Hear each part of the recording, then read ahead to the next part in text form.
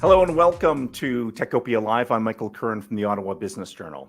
Techopia Live is a regular podcast that focuses on Ottawa's technology sector. We shine a spotlight on the up-and-comers. We keep you updated on the established players, all with a goal of keeping you informed and connected to the local tech sector.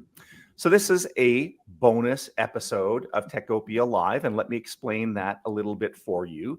At Techopia Live, we've produced almost 250 episodes of this podcast. Yes, you heard that right. 250 episodes. That's a big number.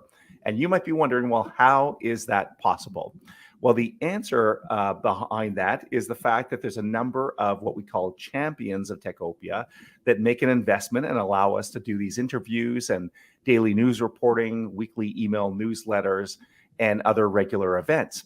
And today we're going to be talking to one of those champions. In fact, this is our longest serving champion. They came on board in day one of Techopia, and that was about 7-8 years ago. I always get confused with pandemic timing.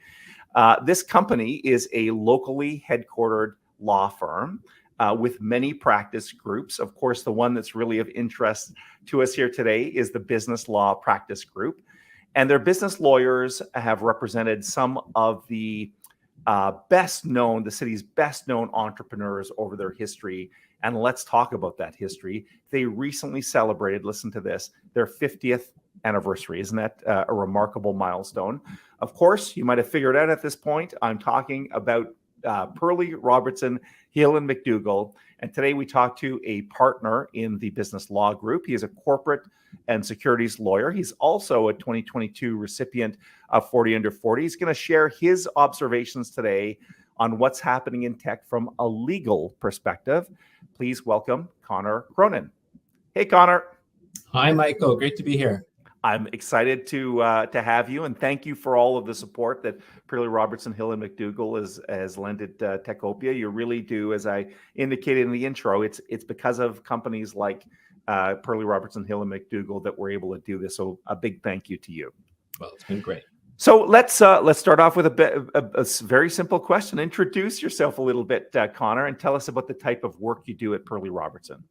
Great. Yeah. So like you said, I'm a partner here in the business law group with Perley-Robertson, Hill and McDougall. Our firm is a full service firm, litigation, real estate, business, and IP.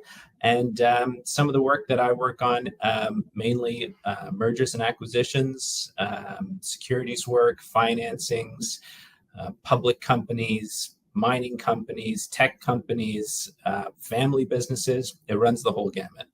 Very neat. One of the interesting things, so if I imagine myself in your shoes, the life of a corporate securities lawyer, or this might even pertain to people in the accounting profession, but I think the cool thing is that you guys really get an inner look at lots of companies, right, through M&A processes or venture capital deals or shareholders agreement, any of that type of work. And of course, we appreciate, Conor, that all that is confidential. We're not talking about client files here. But talk to me a little bit about what you're experiencing from technology sector. Like, for example, are you seeing any signs of growth in a particular sector these days, Conor?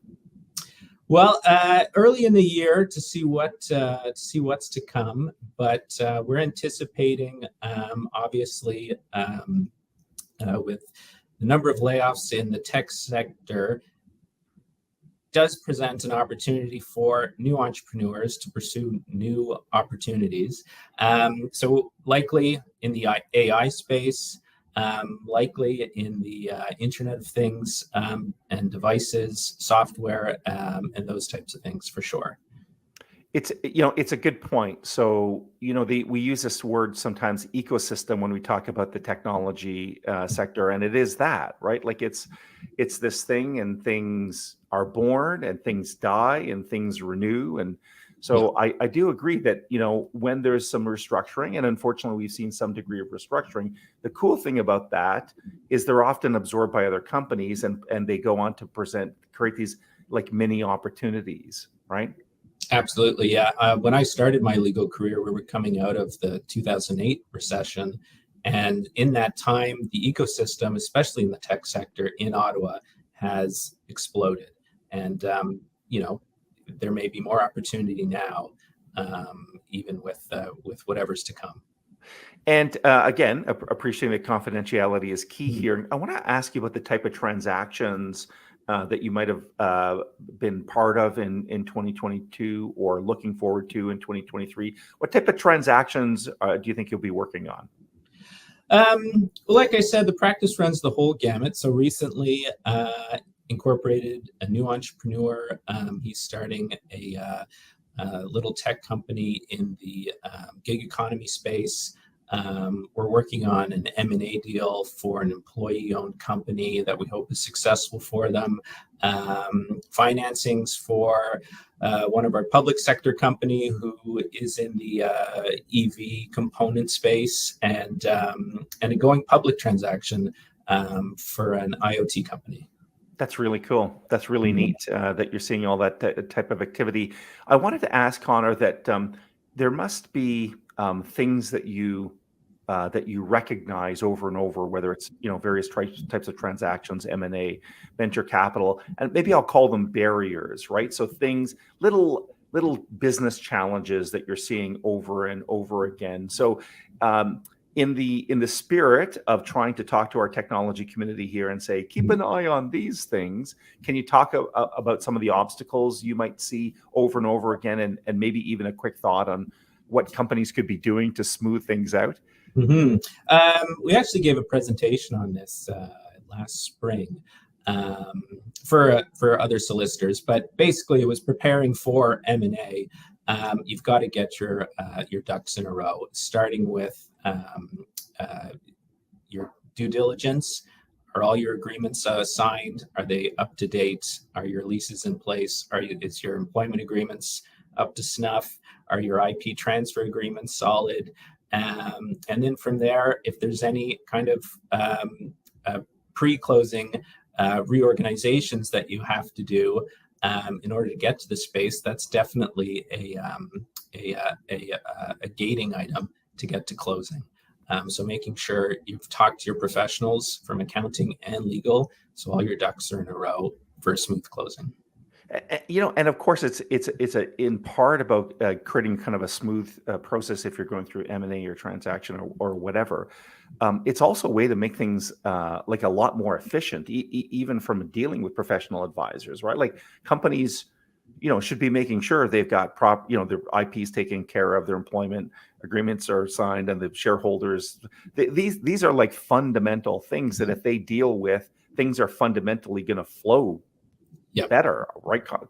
Oh, absolutely. Even if you're not looking for an exit, your day-to-day business is going to run smoother, and you'll have a little less anxiety because you've got the processes in place, the agreements in place, and all your documents kind of signed and solid.